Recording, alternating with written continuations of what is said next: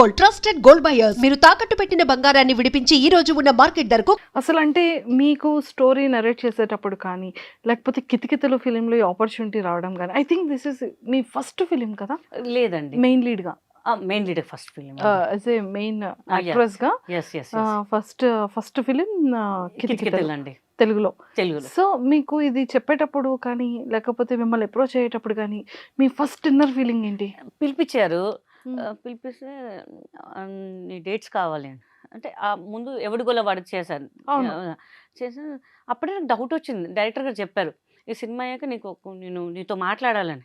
ఏం మాట్లాడాలబ్బా, ఏదోలే మాట్లాడాలన్నారేమో అని చెప్పి నేను క్యాజువల్గా పట్టించుకోలేదు. హ్మ్. హ్మ్. తర్వాత ఒకరోజు ఆఫీస్కి పిలిచి, నీ డేట్స్ కావాలి ఒక 3 మంత్స్ వరకు ఏ సినిమాలు చేయొద్దు, నువ్వు ఇంకా లావ్ అవ్వాలి అని. ఇంకా లావ్ అవ్వాలి అంటారేంటి, బాగానే ఉన్నాను కదా సార్, ఇంకా లావ్ అవ్వాలి నువ్వు అని. ఆయన కొంచెం భయం అనమాట. అన్న మళ్ళీ సినిమాలో నువ్వే హీరోయిన్, హీరో ఎవరు తెలుసా అన్నాడు. జస్ట్ గెస్ట్ చేశాను. నరేష్ గారా అండి, నీకెట్టా తెలుసు అని జస్ట్ గెస్ట్ చేశాను నేను. ఎందుకు రాజేష్ గారితో చేశాను ఆల్రెడీ, మిగిలింది నరేష్ గారే కాబట్టి నరేష్ గారేమో అనుకున్నాను. నరేషే అని చెప్పారు. మా ఇంట్లో చెప్తే ఎవ్వరు నమ్మలేదు అసలు.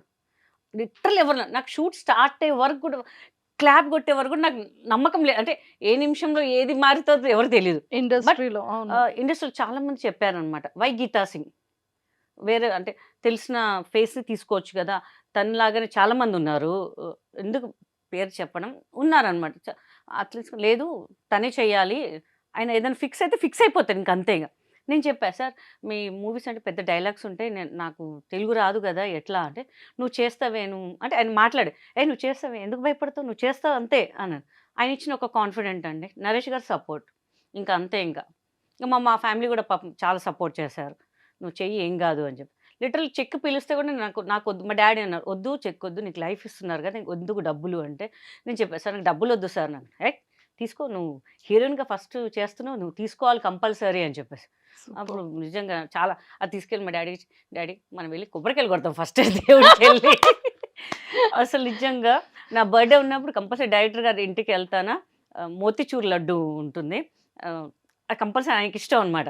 ఒక 1 kg అట్లా తీసుకెళ్తే ఆయన ఒకటి తీసుకెళ్ళి మొత్తం నువ్వే తినేసాయి, మొత్తం ఎవరికి నువ్వే తినేసాయి అని చెప్పేవారు అనమాట. సో స్వీట్ అనమాట. మేడం కానీ నరేష్ గారు కానీ అసలు చాలా, రాజేష్ గారు కూడా అసలు వాళ్ళ ఇంట్లో మెంబర్ లాగా ట్రీట్ చేస్తారనమాట వెళ్తే. అది చాలా నాకు ఇంకా అనిపిస్తుంటుంది. ఇంకా సూపర్ అసలు నిజంగా. సో అంటే మనం ఒకసారి మెమరీస్‌ని రీకలెక్ట్ చేసుకుందాము. సో 'కితకితల' సీన్‌లో ఆ స్విమ్మింగ్ పూల్‌లో మీరు ఇదవ్వగానే నరేష్ గారు టక్కుమని లేసి చెట్టు మీద పడతారు. అవునండి. కొబ్బరి చెట్టు మీద. అసలు ఆ సీన్‌ని అక్కడ చేసేటప్పుడు గానీ, ఆఫ్టర్ థియేటర్స్‌లో చూసినప్పుడు గానీ, మీ ఎలా అనిపిచ్చింది? ఎలా నవ్వుకున్నారు ఫ్యామిలీ మెంబర్స్ గానీ, మీ ఫ్రెండ్స్ గానీ? అసలు ఫస్ట్ డే ప్రీమియర్ వేసారండి, నేను తప్ప అందరు వెళ్ళారనమాట. హ్మ్. నాకు టెన్షన్, ఎందుకంటే సార్ది ఆయన కొంచెం ఫైనాన్షియల్గా కొంచెం ఇదిగా ఉండే, ఆయనకి ఇష్టం ఉన్న ఒక ల్యాండ్ అమ్మేశారు సార్. So okay. నాకు సెంటిమెంట్ టెన్షన్, ఎందుకంటే అది హిట్ కాలేదనుకోండి సార్కి లాసే కదా, ఇంతమంది ఉన్నారు ఆర్టిస్టులు. నేను దేవుడు కూడా దండం పెట్టుకున్నాను, దేవుడా కంపల్సరీ ఆయన పెట్టిందని కొంచెం ఎక్కువ వస్తే చాలు దేవుడు అని. ఆయన 60 lakhs పెడితే 9 crores 8 crores డబ్బులు వచ్చాయండి. ఆహ్! అది జెమినీకి శాటిలైట్ అప్పట్లో 8 to 9 crores అంటే అసలు. సో నాకు నరేష్ గారు చాలా ప్రతి సినిమాలో పెట్టుకుంటారు అనమాట, లక్కీ ఛాంప్ అంటారనమాట. సో అది చాలా హ్యాపీ అనమాట ఇంకా అసలు. ఆహ్, నిజంగా ఎట్లా అంటే నా కళ్ళకి నీళ్ళు వచ్చేసినాయి. ఆర్టీసీ క్రాస్ రోడ్‌లో చూస్తుంటే గిరిబాబు గారు నా పక్కన కూర్చున్నారు, నరేష్ గారు నా ముందు కూర్చున్నారు. సినిమా అయిపోగానే గిరిబాబు గారు, "అబ్బా! హిట్ కొట్టావులే" అని చెప్పారు. నరేష్ గారు లేచి, "నాకన్నా నీకే మంచి పేరొస్తదమ్మా" అని చెప్పారు. అప్పుడు ఇంకా కళ్ళకి ఇట్లా నీళ్ళొచ్చేసాయి నాకు. నిజం అంటారా? నిజం అంటారా? అని. అప్పటినుంచి అసలు ఎంతమంది నన్ను నెగెటివ్‌గా మాట్లాడారో, అప్పటినుంచి అందరూ ఫోన్‌లు చేయడం, చాలా బాగా చేసావు, చాలా బాగా చేసావు, చాలా బాగా చేసావు." థియేటర్స్‌కెళ్తే కూడా ఆహ్, కొంతమంది పిలిచి, మా హస్బెండ్ కూడా నరేష్ లాగా ఉంటారు, నేను మీలాగా ఉంటాను గదా, మీతో ఒక ఫోటో దిగాలండి ప్లీజ్ అండి, ఒక నిమిషం ఆగండి అని.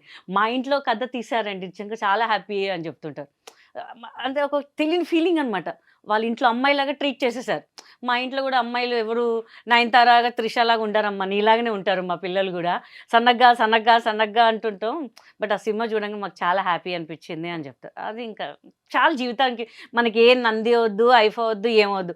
వాళ్ళ వచ్చిన మనసుతో వస్తుంది చూడండి, అది మాత్రం చాలా అనిపిస్తుంటుంది ఇంకా సూపర్. అసలు. సూపర్. నిజంగా అంటే ప్రతి ఒక్క ఆర్టిస్ట్‌కి గూడా ఉంటుంది గదా, ఒక అవార్డ్. అవునండి. ఫిల్మ్‌ఫేర్ అవార్డ్ నాకు మీకు తెలుసా, లేకపోతే నంది అవార్డ్ ఒక్కటి రాలేదండి. అన్ని అవార్డ్స్ క్రాప్ చేసి. క్రాప్ చేసేసారు. I was expecting Nandi award కితకితలకి. వేరే వాళ్ళకి ఇచ్చారండి. అయ్యో! లిటరల్లీ నేను అనుకున్న నాకే వస్తదని ఇట్లా కాన్ఫిడెంట్‌గా ఉండే నేను. బట్ కట్ చేస్తే వేరే వాళ్ళకిచ్చారు. అసలు వాళ్ళు అంటే నేను చెప్తున్నా అంటే ఆ క్యారెక్టర్ వర్త్ కాదని నేను అనుకున్నానండి. ఎందుకంటే దే ఆర్ ద డాన్సర్స్. డాన్సర్స్‌ని తీసుకొచ్చి మీరు బెస్ట్ కమెడియన్ అని ఎలా బెస్ట్ యాక్ట్రెస్ ఇవ్వండి. బెస్ట్ కమెడియన్ అని ఎలా ఇస్తారు? మనం ఇంకా ఆర్గ్యూ చేయడం వేస్ట్ అని చెప్పి వదిలేసాను ఇంకా నేనింకా. సో మిగతా వాటిలో యూఎస్‌లో అక్కడిక్కడ ఇచ్చారు. బట్ మనకిక్కడ ఏందంటే ఒక నంది అవార్డ్ అంటే ఒక ఇంట్లో ఉండాలి అన్న ఫీలింగ్ ఉంటది.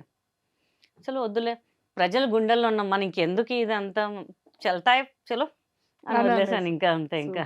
సూపర్. సో, నిజంగానే చాలా మంది ఎక్కువగా చాలా హౌసెస్‌లో ఫేస్ చేసేదదే. అవునండి. వాళ్ళ హస్బెండ్ స్లిమ్‌గుంటారు. హ్మ్. పాపం తినేమో లావుంటది. హ్మ్. లేకపోతే రిలేషన్‌షిప్‌లో అయినా సరే వాడు హ్మ్. స్లిమ్ ఉంటాడు. ఈ అమ్మాయి లావుంటది.